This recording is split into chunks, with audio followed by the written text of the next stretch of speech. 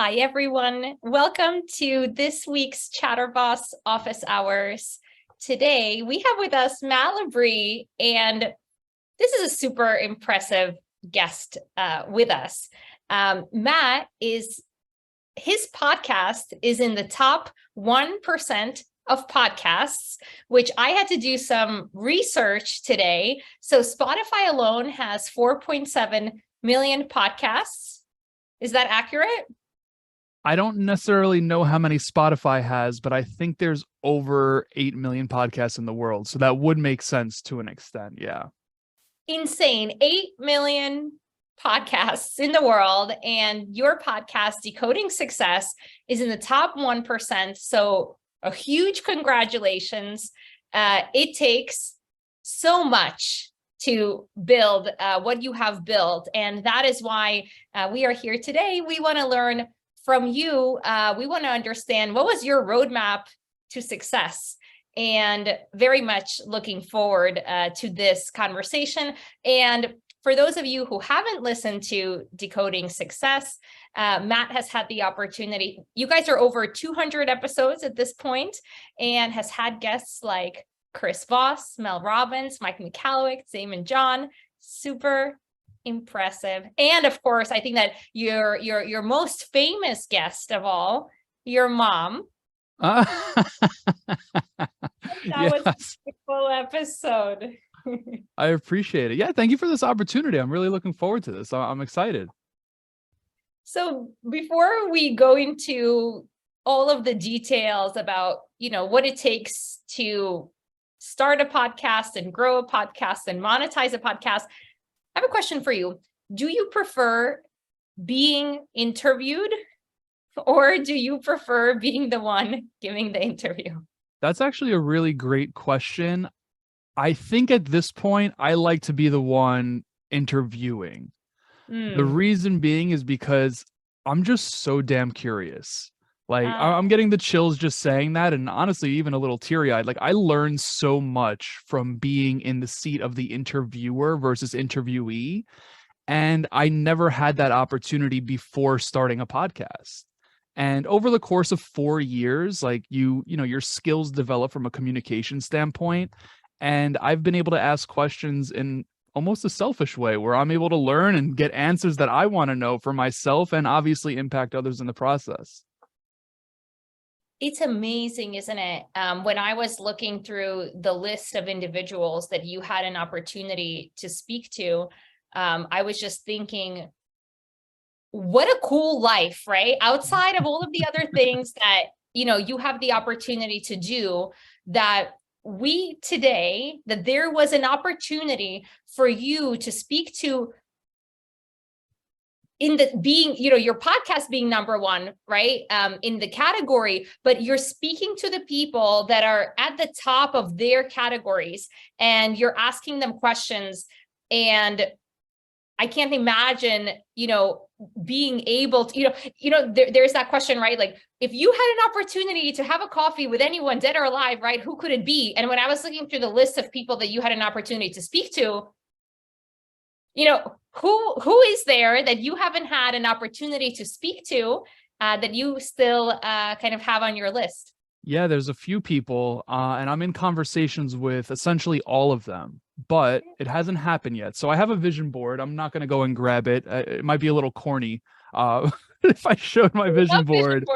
But on my vision board, number one is Tony Robbins. I want to have a conversation with Tony. I've attended one of his events back in November of 2018, Unleash the Power Within, Walked on Fire, all of that. And to see the amount of impact he has on 15,000 plus 20,000 people in the matter of 4 days. Of course, I want to have a conversation with him. Marie Forleo. I love Marie. I met her when I was working with Damon John of Shark Tank. And I actually bumped into her in the Hamptons this summer in Sag Harbor. We were walking by one another. I looked at her. She looked at me. I was like, Marie? She was like, Matt? And, we kind of just hit it off. So that's something we've been working on. And the reason I want to have a conversation with her is because before I watched her get interviewed by Damon, I just knew of her from B School and what I saw on the internet. But like her backstory, she's just so real and so fun and charismatic. So I really appreciated that. Sarah Blakely, Jesse Itzler, Ed Milet, Lewis Howes, which is a huge inspiration for me to even start the podcast. I can keep going. Like there's so many people that I haven't had on the show, and we're getting there. You know, there's only so much you can do and so many people you can interview in a year. So little by little. Amazing. Well, I am so happy for you. And it's incredible, right? And not just, the consistency and the grit and the determination that it takes in order to produce at this rate consistently for this long of a time, and to map out for yourself, these are the people that I want to speak to. And whenever it happens, right, I'm going to put in all the action, but I'm going to be really laser focused. I think that's really, really cool. And so, Matt, when you mentioned about your inspiration about starting a podcast, and I was just thinking that aside from the possibility to speak to all of these people, right, a podcast is that entryway, right? So I think that what you have established puts for people, there is a possibility if I work really hard and I also am a curious person and I want to have these conversations, this could happen to me. And so just tell us a little bit about that path, right? How long how long was there a kind of a period of, is this successful at all, to the point that you started to get traction with the podcast? Absolutely. So I'm going to be honest. I mean, I had no clue what I was doing when I started my podcast, like zero clue. And I thought going into it, I would have a pretty solid grip on this because I launched a podcast for Damon. Truth be told, I didn't know what I was doing. I didn't know what I was getting myself into. I had a little bit of guidance here and there, but I never necessarily viewed it as anything at all, right? Until I started to realize, like, wow, we're in the top 1% in the world. Like, we're able to have these conversations. We're getting contacted on social media where people are saying, we're helping them change their life. I still kind of just view it as something I love versus, what people on the outside might look at it as. So right out of the gate, I state this just because anyone can do what I'm doing. Like anyone can do this. Like this isn't, some magical secret. Like this could be done by anyone.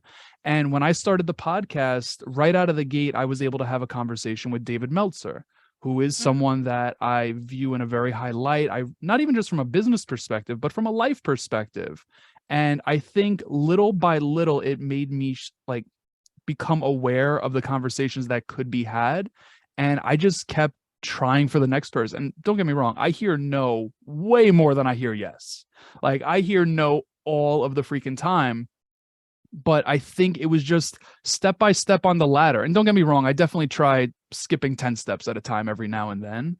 But I can't sit here and say that I've ever viewed it as anything other than just, me having fun and having conversations that I want to have. So it's actually a tough question to answer because that's, essentially how I look at it, just day to day.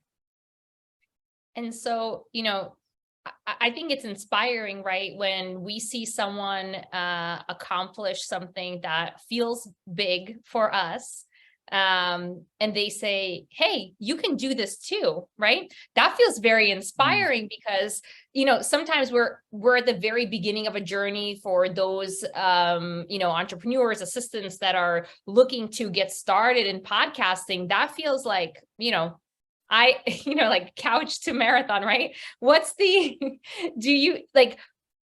Is there a strategy, right? Is there like a strategy from, I'm going to start to, I'm going to have the opportunity to speak to all of my kind of virtual mentors, all of my favorite authors.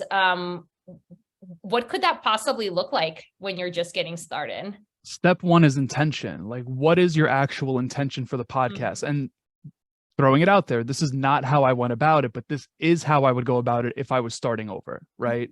I started my podcast because, to be honest, I was leaving my job with Damon John and I just didn't know what I was going to do. I had an intern constantly nudging me and saying, Matt, start a podcast. I'm like, dude, where can I start a podcast? Like, how? I'm working a full-time job and podcasting is full-time. So that's why I say number one is intention.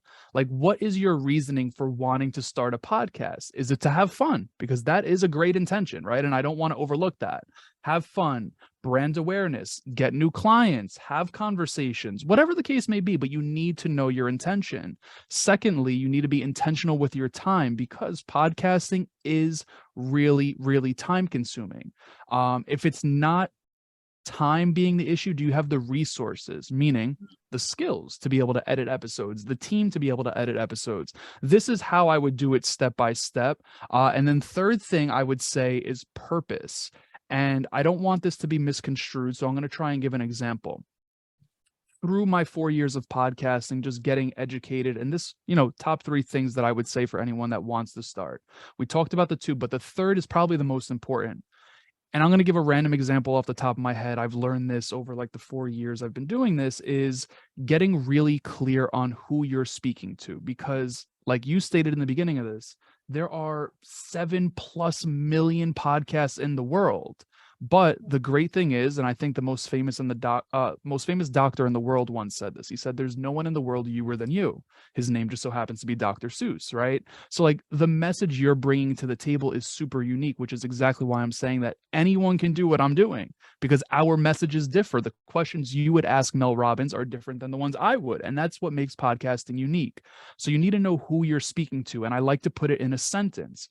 That sentence is blanks who blank and blank. Meaning, if I'm an artist and I'm really good at selling my art on Etsy, that blanks who blank and blank could be artists who want to take their art or digitize their art and sell on Etsy. Just getting super specific is what I'm getting at. Those are the top three things to start. And once you have them essentially nailed down, or at least somewhat foundational or concrete in a sense where you can build on top of it, you're golden from there. But I think the most important one, they're all important, but understanding that this is like a full-time job is definitely something I just want to reinforce. So it's interesting what you say, right? Because I think that many of us just naturally, without the intention, have the ability to hold one thing in our mind at a time. And what you are essentially saying is when you are, before you even kind of start to think about, well, you want to plan out all of your business goals and all of the things, right? Like what's the purpose of the podcast? But once you have that ironed out and you are getting into the conversations, what makes a podcast stand out, or what has had you stand out in the space with your style, is that you are keeping yourself in mind, right? What is my brand? Who am I in the conversation? You're keeping the other person in mind. And so that interaction, that dynamic between the two of you is a unique dynamic that person will not have with any other interviewer, right? And so you start to develop your own specific style. But then you are also thinking about the audience that is watching that kind of intimate interaction, right? Between the two of you. And so is there a hierarchy when you are keeping all of these kind of players in mind when you are speaking? Kind of who's primary? Is it you? Is it the person, or is it the audience? That's a great question. I think the answer over time that I've come to realize is just be present. And the reason I can say that, and I'm going to be very honest and vulnerable here, when I had first started the podcast, I was 25 years old, and I was very egotistically looking to succeed with each and every interview. So what I would do is, or what I thought I was doing, was quote unquote cheating. I would go watch said person that I'm hosting, let's just say in an hour from now, watch them on an interview and write down the questions that they were being asked. And I would ask very similar questions to that. And I'll never forget, I was interviewing a gentleman by the name of Nick, I don't know how to say his last name, Nick Santo Nastasso or something along those lines. He's like a quad amputee, I believe so. Actually not quad, but no legs, and I believe he only has one arm. I'm not 100%, but I saw his face and he knew what I was doing. Like, he almost realized that I was asking the same questions as a previous interviewer. And I said to myself in that moment, I can never do that again, because I knew he knew. And ever since, I have, and you also have to gain a certain level of comfort to be able to be present, right? And alleviate that pressure of what other people might think about the questions you're asking, and just have a conversation just like this. And I think that was the biggest turning point, right? So it's not necessarily putting someone else first or whatever the case may be there. It's just more so, all right, you just started talking about baseball, ask a question about baseball, like whatever it is, like just be present with them and let whatever comes to mind flow. One thing I do that helps is, as opposed to cutting someone off, I just jot down a little note right next to me as I'm going through it, and I ask a question. And it's been way better that way than it has when when I first started and I was kind of mimicking. Yeah, and that makes a lot of sense, right? When we're getting started with anything, we want to make it as predictable as possible, right? So I can really relate to that, right? Just wanting to know how it's going to go. I don't want to get anything out of left field. So there is, that kind of a need for control, and entrepreneurs are the kind of people that they like to have control. And so Absolutely. that makes that makes a lot of sense, that's where things started. But I think that what's also interesting, in the beginning of the conversation, when you said that that you feel emotional with gratitude for where that journey led you, and the conversations that you were able to have, and the growth that you were able to have, really sounds like that started from a place of, I have to let go. I have to be present. I have to be here with these people, and let the stories unfold however they unfold. And there's a lot of trust to that, right? That things will flow. So I think that's really cool. I want to ask one more question about just the interview style and all of that. I think for me, it's fascinating when you are speaking to people. To me, when I look at the list, I can say intimidating, right? For some people, it could be intimidating. So I wonder, do you feel intimidated? Is that something that goes away over time? And do you have kind of techniques to prep yourself if you do feel that way? Great question again. I think over time it goes away to an extent, right? And like, you get excited, you're nervous, it's a natural human emotion. And the last time I felt that was actually with Gabby Bernstein. And I think the best thing, and this is just the technique I did in the moment, I literally let her know, like, hey, I'm really excited. I feel a bit nervous for this. Like, Yeah. humanize it, right? Like, let the person know how you feel. And she said to me, she goes, Matt, you're nervous for me? Like, I'm a human. I was like, all right, cool. She's like, look, I'll go get my cat. She went to go get her cat and was like petting her cat on camera. So that would be the technique I would suggest, like, just humanize it. And I know that might not necessarily be what you want to do or feel comfortable doing with everyone, but I definitely still have an episode here and there where I'll feel nervous. Again, it's just part of it, but it's definitely gone away as I'm going to take the next step and moving this into fully in person or majority in person. Yeah, Cool. I'm nervous for that. Like, that to me is nervous because, like, right now, yeah, like, we're behind a screen, like, I'm in the comfort of my home. When you're in person with someone, that's another level. And I definitely have some fear around that, so I'll be honest, but I'm going to worry about that when it gets there. But that's the technique I've used whenever I felt nervous, is just vocalize it and let them know. That's amazing. First of all, congratulations. I think that that's a very cool next step, right? Again, all of the other like business and ambitions aside, to have the conversations that you're having is incredible, but to take that a step further and have those interactions in real life, and I wonder, what that would look like for your life as well, right? Because when we have the opportunity to meet in person, the connections that we make. So I'm very happy that's your next step. I appreciate it. Yeah, it's going to be fun. I mean, still working through little kinks here and there with that. It's a really big transition, so we'll see. 2023, it's coming. You'll get amazing videos. I'm excited to see.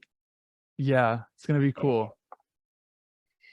So I want to, talk about, kind of ask the questions on behalf of entrepreneurs and business owners. And so your kind of fuel and desire to start the podcast, it sounds like, there was, part hobby, part, not therapy, right? But kind of, right? Like self-awareness. I want to grow as a person. I want to talk to interesting people and all of that. And that's an incredible intention and motivation. I know a lot of people in the business world, and the reason there is, almost 8 million podcasts in the world. I don't know what is the statistic, but I believe a large number of these podcasts are business owners who want to connect to their audience. And my question is, and I'm curious, your perspective, there's 8 million podcasts. If a lot of them are kind of in the have the goal of, selling a product, does that make sense? Like, is that a good intention for a podcast? When does this kind of a strategy work? It is a great intention. And I want to point something out too, and it's going to kind of reinforce something I said earlier. As much as there's 8 million podcasts in the world, there's a statistic that says 97% of podcasts don't make it past 3 episodes, right? So while there's that many podcasts, though a bulk of them are inactive. So again, just reinforcing the point that was made earlier in regards to like, there is a time commitment for this, but it's a great opportunity for you to sell products through a podcast, right? And I'm going to give you, again, just a random example off the top of my head. If you own a coaching business, I think it is drastic leverage for you to sell. So for example, if I am a manifestation wizard, right? I have a course on manifestation, and my course is my core product. Okay, so what can you do for your core product? You could run ads, you can join groups, you can go to whatever it is, right? Like you could do all of that. But then when you add the podcast into the play or into the picture, you are able to now essentially give public, a free insight into your course, meaning you're going to be talking about topics that might not be 100% expanded upon as they are in the course, but they are in the podcast, right? So like you're giving them little tidbits that will make them want more. So there's a direct connection to the course that you sell, which is your main product, and what you're giving out it should scare you a little bit, right? Or it should scare you a lot of bit. Like you should be scared of how much you're giving out to then be able to convert them. And if it's not necessarily converting them from podcast listener to course, okay, well, add another step. Is it podcast listener to Facebook community, then to course? Right? There are so many ways you can go about it. And I like talking about it from a course perspective because I see it firsthand. And I am actually someone that has been a part of that from a consumer perspective, not just on the podcasting side. So an example for me as a consumer, when I realized that I wanted to take this podcast more serious, there is a podcast called Grow the Show. Literally exactly what it says, grow your show, grow the show. So I started listening to it. Then, of course, I start getting hit with the ads on Facebook. And then one thing leads to another. I'm on a call and then I sign up for the course, right? Like that's just how it works. It's a chain reaction. And I think it is absolutely brilliant, whether you are a VA company, whether you are, a sneaker reseller or whatever it is you do, there is an opportunity for you to leverage your podcast to be able to get clients. And worst case scenario, you might not get the client, but at least you have them in your pipeline. You have brand awareness with them. They know you exist, and then you can build from there. Where in this, where in the content strategy should business owners consider a podcast, right? Because you said a few things and it made me kind of consider, are there prerequisites, right? Should I be active on social media? Should I have like a certain following? If I want to be creating a podcast and have, I understand that you don't start with a ton of listeners, right? But I want to kind of, what comes first, the chicken or the egg? Like what should be the strategy? What should you have? Are there any prerequisites?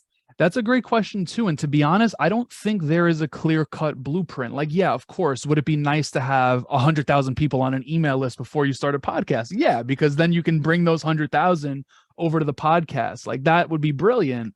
But I can't say don't start a podcast if you don't have 100,000 people on an email list, or if you don't have 500 followers on Instagram. Like, it would be hard for me to tell someone not to start a podcast. Again, it goes back to intention and whatnot, but regardless, just because you have 100,000 people on an email list doesn't mean they're all going to convert to podcast listeners. So it's going to be a journey regardless. I don't necessarily think there's a perfect step for you to say, okay, I'm at step X right now, let me start the podcast now. It's just more so understanding what you're capable of from a resource perspective, a time perspective, all of that, and understand, like, hey, if you're going to build this podcast, and you don't need 1 million downloads to make $100,000 from your podcast either. You know, that's something that I would just want to throw out there. Like, if you have a tight-knit community and you follow the third thing that I said earlier in regards to who you're intentionally speaking to, as long as you're niched down and you're finding and speaking to the right people, you're able to convert, right? And that's the most important thing. It's not necessarily about casting the widest net. It's more so casting a net that's going to have fish within it. I like that. Casting a net with a fish. I'm going to borrow that. I never heard that. There's a question that I asked earlier, and you said, be yourself when it comes to, interviewing, and just, be present. But there is this layer of it, which, as we're speaking about, I'm thinking, which is like, yes, be yourself and be present. And for example, in this conversation, I feel very present. I'm asking you the questions that are interesting to me, but I am wondering, there's like in the back of my mind, am I keeping the attention of the people that are here? And I'm sure that people that are just starting out to interview, they have this question. So, how do you hold the attention of your audience while still keeping it interesting for yourself, while still thinking about the product that you're selling? Like, so for example, for me, I imagine myself getting so enthralled in the conversation that I won't be thinking about the sell, right? But if your podcast is with the intention to sell,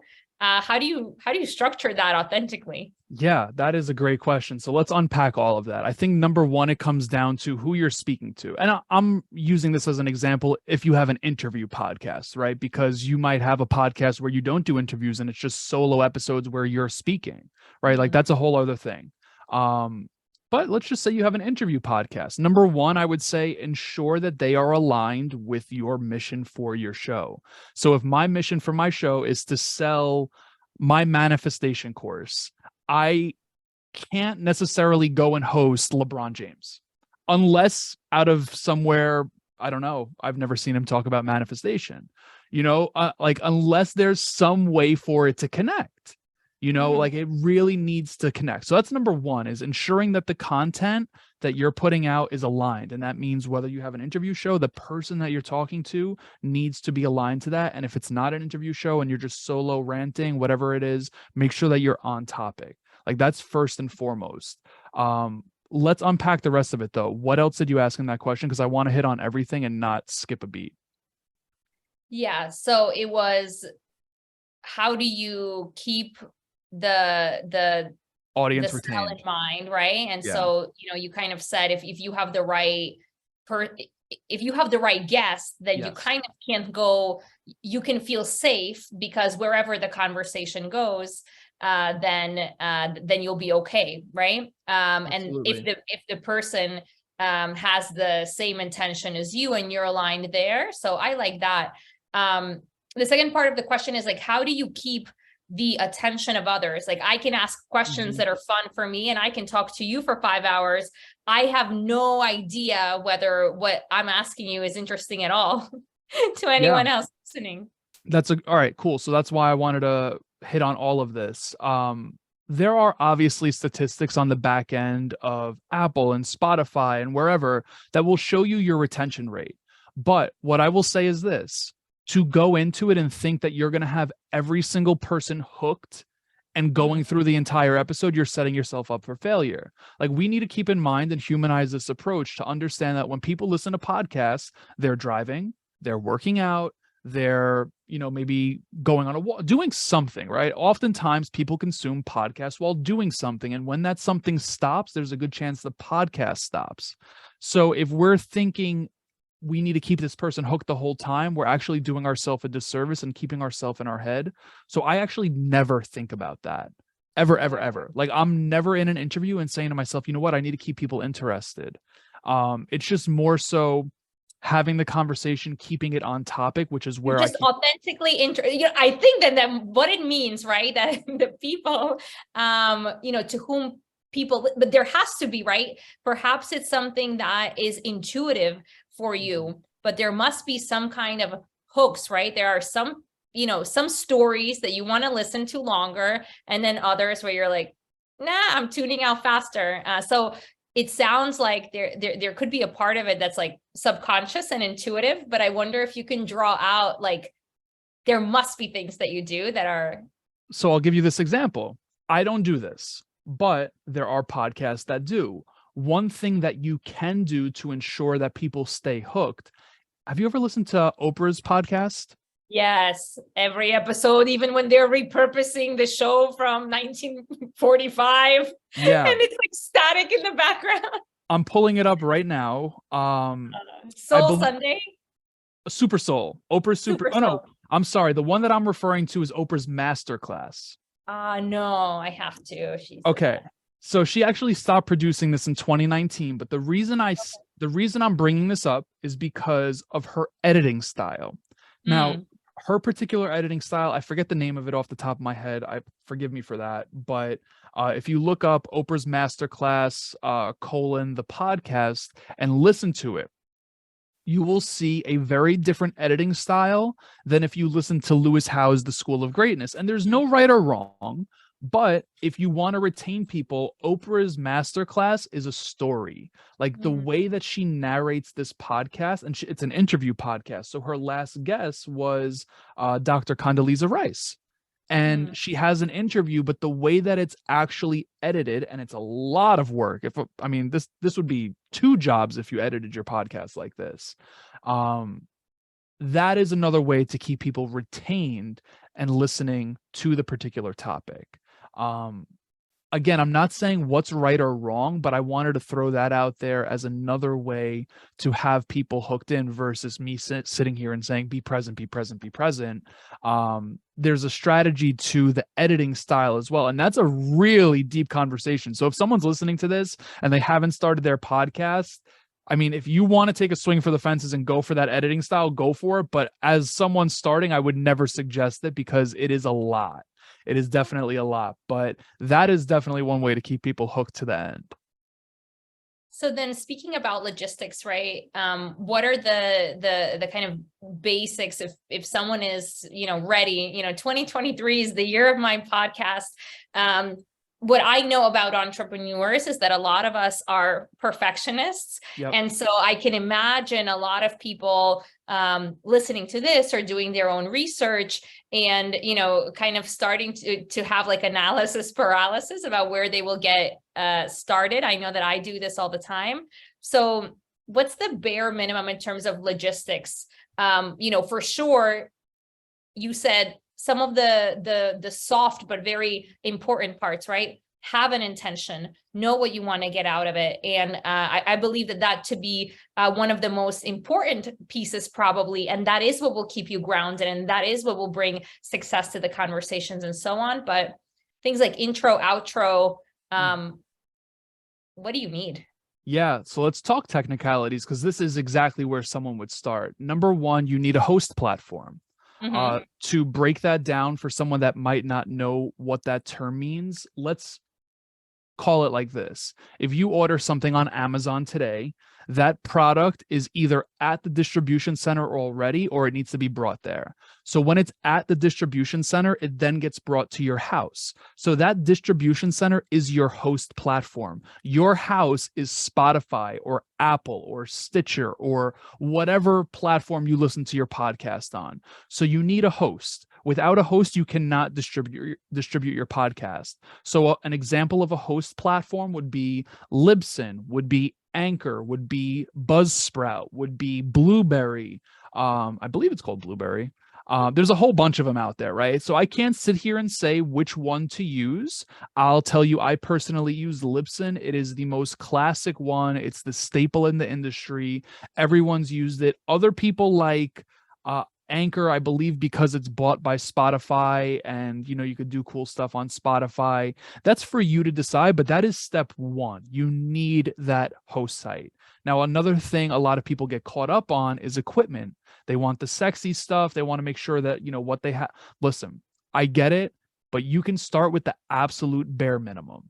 Like, you do not need for episode 1 to be this massive production, like you're George Lucas and you're creating the next Star Wars. Like, it does not need to be like that whatsoever. I only upgraded to this microphone, a Shure M7B, which is like $300 last year. This was my Christmas gift to myself. Like, I did 3 years with a Blue Yeti. And a Blue Yeti is $100. It's very affordable. It's a USB mic. It plugs right into your laptop. Like, you can literally start with that. And if you have a MacBook or any laptop, I'm sure you already have a camera built in. And if you want something more, you can buy a USB camera or whatever the case is, right? So that's that. Equipment, we just talked about that very quickly. You do not need to go grandiose with your equipment right out of the gate. If you want to improve down the road, that's for sure. You could do that, but you don't need to get caught up on that. Like, just start with whatever you can utilize. Then I would talk about actual recordings. Is it in person? Is it not in person? Is it yourself? Is it with someone? If you're doing an interview style podcast like myself, you can utilize what we're utilizing right now. You could use Zoom. That is exactly what I did for 3 years. Actually, I would say even more than 3 years, until I moved over to a platform called Riverside to improve the quality of my audio and my video. Again, that's something people get caught up on, or they don't necessarily know where to go. There are options. Again, Zoom, Riverside, StreamYard, all of these options are available for you to utilize, especially if you're doing interviews. And even if you just want to record yourself so that you can create some social clips and whatnot. But those are like the 3 main things. Like, those are the baseline things: your equipment, where you're going to host the podcast, and where you're actually doing the recordings. Because then once you get the recording file, obviously you upload it to the host and it distributes from there. But those are the 3 main base things. We can keep going on that if you want to keep going. How married do you have to be to the title of your podcast, the cover art, and the intro and the outro? All right. Great question. I think it is very important to have. Let me backtrack. When you say married to it, I just want people to know that you can change this stuff. Like, I guess that's right. Yeah. Like, it's not a commitment where you're going to have to go to court for a divorce or anything of that nature. Like, you can change this stuff.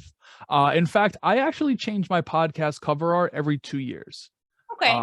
Yeah, I change it every 2 years. And, you grow as a person. You're like, damn, I remember, I'll make you laugh. Like, seriously, my intro to my podcast was me in like this cinematic voice. And I'm like, dude, like, get rid of that, So then I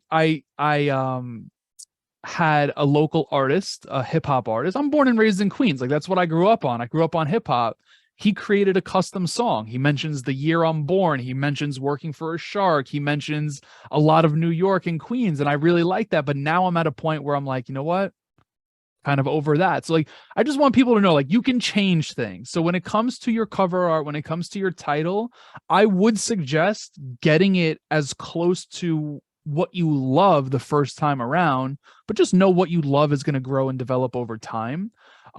Especially the title. Like, you want to make sure that title is concrete, because that's what you're going to be promoting and that's what people are going to know. The cover art, I would say, is a little bit more loosey-goosey than the title, but you want to make sure that title is definitely something that's close and aligned to whether it be your business or the topic you're talking about, whatever that may be. But again, to reiterate, you could change these things. It's in due time, whenever you want. I love that you say that. And, when you were talking about the equipment, I was speaking to a performance coach earlier, and they gave me this idea that I had never utilized, but high performers seem to be utilizing this technique.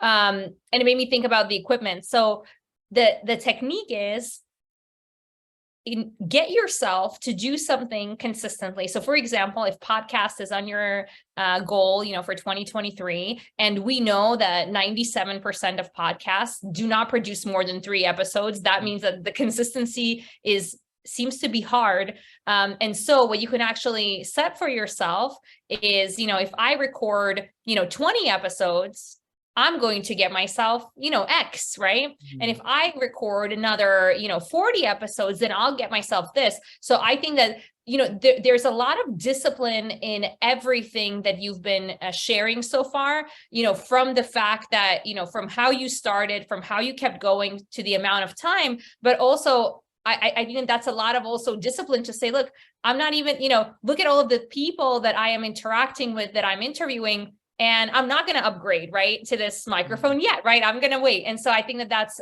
that's a really cool thing to know about you. And also something that, if you are motivated, right, by microphones, right, by technology, like some of us just get very excited, and sometimes we reward ourselves too soon, right? Like, oh, I'm going to start a podcast, I'm going to get myself the coolest mic, I'm going to get myself the coolest setup, and then I'm not able to perform, and I have all of this stuff, right? So, delaying the gratification. I think that's what you inspired me by sharing that. That is a fantastic point. Like, if you work better off a reward system, that's incredible. And you actually stated something that I really should share.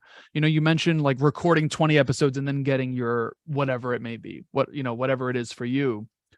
For the busy people that are tuned into this, I think it's really important to do something of that nature where you're able to alleviate the pressure of feeling like you need to do this every single week. So, and I know I've talked to you about this in the past, Val, like even on social stuff, like when it comes down to your podcast, if you have a full-time job, right, you're a VA or you own a business or you're adult, whatever it is, have 10 episodes already recorded before you even launch your show. Not because after 10 episodes, you're going to quit, but because, all right, you just recorded 10 episodes before you even started. Like before you even started your show, you have 10 episodes recorded.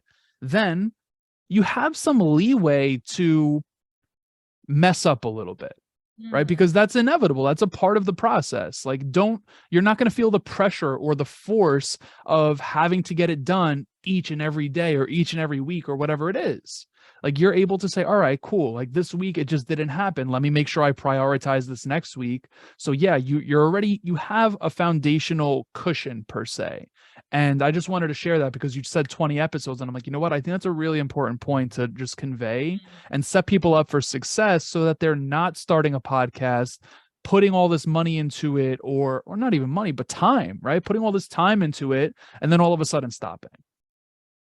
Yeah, thank you for alleviating that pressure, right? Because a lot of entrepreneurs are high performers and we have a lot of ambition. And, I speak for myself when I start something new. I'm like, if I'm going to do it, I'm going to be the best. Like, I really, I'm not going to run a mile. I'm going to run a marathon. I'm going to injure myself. And then I'm going to say, I hate running. Running is the worst, right? And so starting slow and reminding people to start slow. And then also, set realistic goals. If this is something that you haven't done before and you have to see how your life expands, right? You have to plan for it. But I like that you gave this kind of advice about giving yourself just grace in general, right? That, that opportunity to relieve the pressure. There was something else that you said, in terms of the amount of time that content creation takes. And again, kind of exploring entrepreneurs and observing them over the last few years, what I noticed entrepreneurs like to do a lot, myself included, is to multitask, right? Or to combine multiple things into once. So as an example, and this is just something that I was exploring and I want to get your take, is that a good or a bad idea? I was thinking, office hours, that's pretty cool. We can have office hours. People can come in, they can ask questions, they can tune in real time. And it's fun to have, more people in the room. But then also, what am I doing with all of this, right? Can I then repurpose this and make a podcast out of it? And so, how do you feel about, podcasts as that are repurposed from other pieces of content. I love that. I love that idea. I think that became very popularized when Gary Vee started doing it with his speeches, right? Like he would go and speak, and the next thing you know, you would be able to hear his speech on his podcast. It is a brilliant idea. Even if I hop on another podcast, one thing that I look to explore is asking that host if I'm able to utilize that content for my own show, right? If it's able to, again, if it's aligned with what you're doing for your show, and if it's, of value to the people that tune in, absolutely, like 100% without a doubt, because that's going to save you time.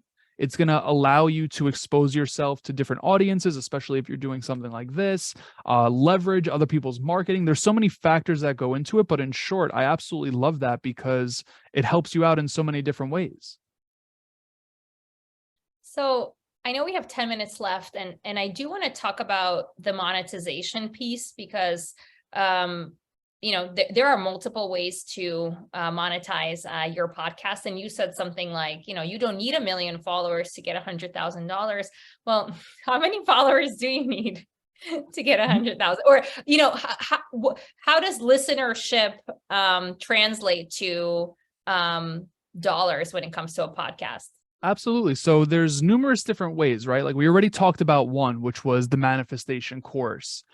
You could have 10 people listen to your show that aren't a part of your course and convert. Are you making a manifestation course? Are you manifesting a manifestation course? I'm not. But a friend of mine, I'm actually using a friend as an example. Okay. I think she's a great example for this. Like she has a manifestation.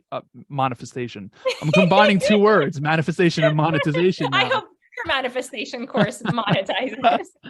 So she has a manifestation course, and I actually just got her into the podcast program that I'm a part of. And I think for her having that course, or that's her product, right? So if you have a product, and it doesn't have to be physical, it could be a course, it could be anything, you're ahead of me. Like you have access to more money instantly because you have something you're selling. I don't sell anything on my podcast. Nothing. Like I don't even ask for your email. Like I zilch, not a nil, nothing. So if you have that product, that course per se, you can make money right out of the gate. If you have 10 people that listen to your show, all you have to do is find out who those 10 people are somehow, some way. That might be by looking at your analytics. You release an episode on Wednesday, you see you have 25 people listen to your episode. Okay, let me see, did anyone sign up for my email list? Like, were there any call to actions within that? Okay, Mary signed up. Let me make sure Mary is getting our emails now. 2 weeks later, Mary converts into a customer to the course. Like that, you don't need anyone. I'm sorry, you don't need 1,000 people. You just need a couple people if you have that product and if you're doing content, quote unquote, the right way. So that's that. Then there's the flip side of it, which is the route that I chose, the hard route. Of course, I'm the hard-headed kid that decided to go down this route, but I don't have a course. I don't have anything like that I'm selling. I do have a branding agency, but my podcast has nothing to do with that. Like they're just totally disconnected. So for me, the way that I monetize my podcast is through advertising slots, which would be a pre-roll, a mid-roll, and a post-roll. Pre-roll is before the actual episode, mid-roll is during the episode, and post-roll is after. And basically, you're able to monetize your podcast based off of your statistics. So if you have 100,000 downloads, you're able to go off of what's called, I believe it's called IAB, International Advertising Bureau, which is on the back end of your hosting platform. It is on Libsyn, which is why I'm speaking to that. You'll see that. And then there's also another section called unique downloads. There's a difference between the two. IAB is what's kind of the gold standard in making money off of your downloads. And what that means is a brand, you can approach a brand. And what I did was I built out a list of products or services or things that I use. So for instance, I use an all natural deodorant called Art of Sport, which was co-founded by Kobe Bryant. I use a green juice powder in the morning by Garden of Life. What else did I also looked at what other podcasts had as sponsorships, which would be like BetterHelp and a whole bunch. And I built out a list, went on LinkedIn. I found contact information from these people. I reach out and I say, hey, my name is Matt Lebris, blah, blah, blah. I'll give you my whole pitch if you want it. And then we convert them into sponsors for those episodes, and we build out a structure. We say, all right, cool, we're going to do 4 episodes. We're going to do it at this rate. If you want pre-roll, mid-roll, post-roll, et cetera, et cetera. And again, for you to be able to do that, you need to have a certain amount of listenership. So there's kind of 2 ways, and there's definitely more ways to make money through a podcast. You could do events, you could do so much with sell merch. That's a huge way to make money too. But those are kind of the 2 most popular.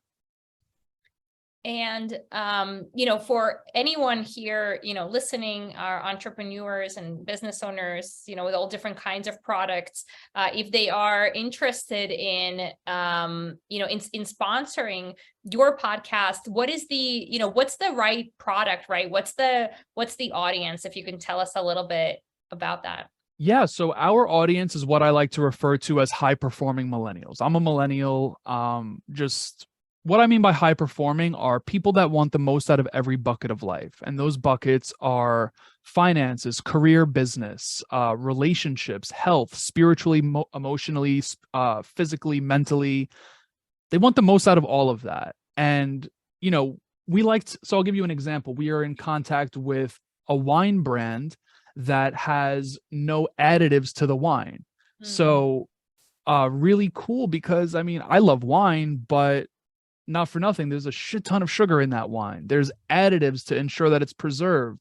I'll give you another company. I just took a screenshot. I really want to reach out to them just to give you an idea, like companies that are ensuring that life is healthier. Oh, here's one. Remedy. Have you ever had a Remedy drink? I don't think so. Remedy Organics. They make this drink. It is so freaking good. It's called Remedy Organics, the company, but they have a drink called Cacao Essentials, which is almond milk, cacao, dates, ashwagandha, maca. We'll go with that. And prebiotics. So like things that are, and again, they don't necessarily have to be healthy. And here's the one I was referring to. It's called HIYO, HIYO, the better than alcohol or alternative. It's a mindful social tonic, crafted with organic adaptogens, natural nootropics, and functional botanicals, really big words, to elevate your mood and empower you to truly be happy. So like things that enhance someone's life and allows them to still live socially.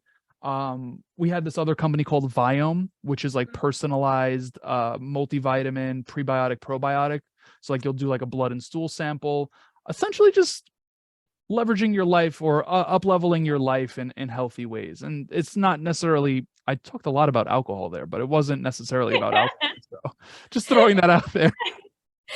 Okay, that's awesome. And so that's awesome for the entrepreneurs that are looking at their marketing plans for next year, and they're looking for a top podcast to sponsor, to have that information. So that's really cool. Matt, I want to close out on the conversation, something that like is left open for me as you were kind of sharing your motivations, and you kind of said, right, I don't have a product, and so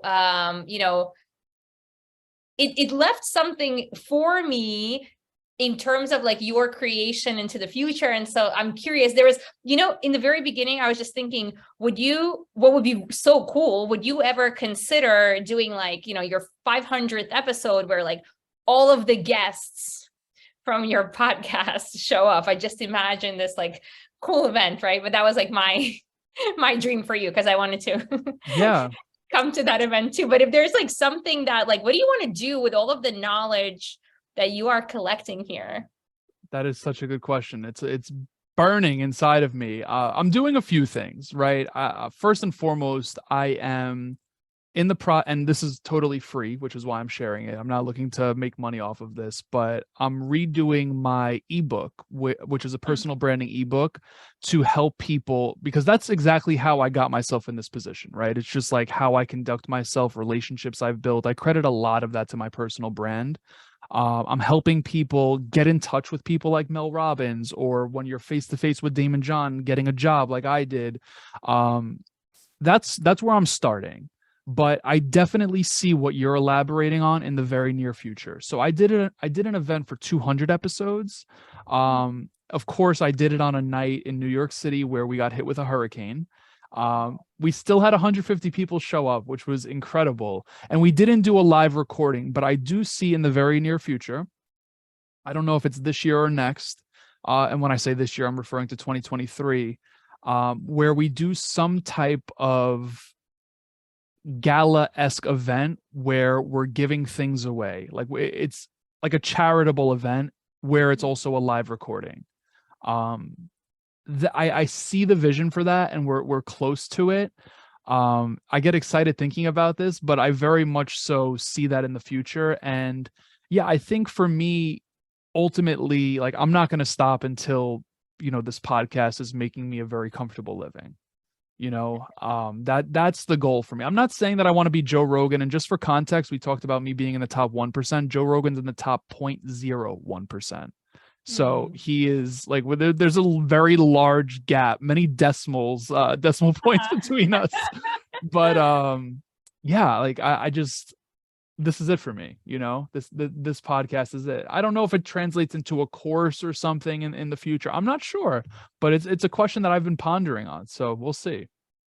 Well, how amazing to watch your journey and, really to follow it through and to see like how much work, how much persistence, how much of everything, it takes to do this. And what's fascinating, right? You're doing all of this while you are having a full-time job, right? So this is a hobby that it's a job and a hobby, and it's something that you love. And I think that that's also what makes you so successful, right? Because you're bringing your full self into this project. So it's exciting to continue to follow you along here. If you just want to post here in the chat how people can get in touch with you, if they want to, sponsor the podcast or just have a conversation related to branding or anything like that. I just threw my email in the chat if anyone wants to reach out. I answer every email, and if you prefer Instagram, I'll give you my handle. Awesome. I answer all of that stuff. So awesome. Cool. Matt, I learned so much from you today. Thank you so much for your time. Thank you for answering all of the questions. And yeah, I'm excited to see where things go for you. I appreciate it. Thank you for this opportunity. It was really cool. I don't necessarily get to have conversations like this often, specifically around podcasting. So I appreciate it. Yeah. Thank you so much. Thanks. Of course.